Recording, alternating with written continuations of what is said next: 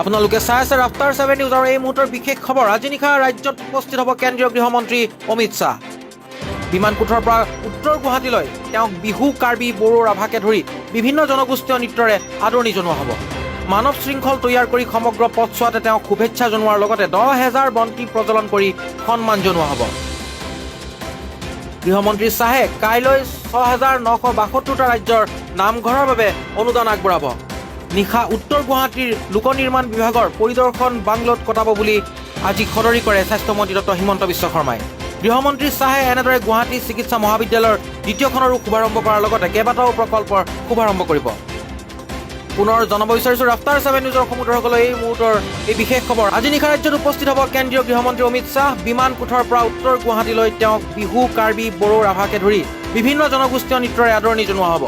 মানৱ শৃংখল তৈয়াৰ কৰি সমগ্ৰ পথছোৱাত তেওঁক শুভেচ্ছা জনোৱাৰ লগতে 10,000 বন্তি প্ৰজ্বলন কৰি সন্মান জনোৱা হ'ব।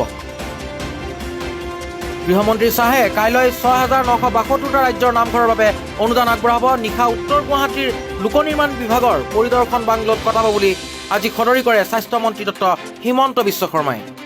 গৃহমন্ত্ৰী শ্বাহে একেদৰে গুৱাহাটীৰ চিকিৎসা মহাবিদ্যালয়ৰ দ্বিতীয়খনৰো শুভাৰম্ভ কৰাৰ লগতে কেইবাটাও প্ৰকল্পৰ শুভাৰম্ভ কৰিব।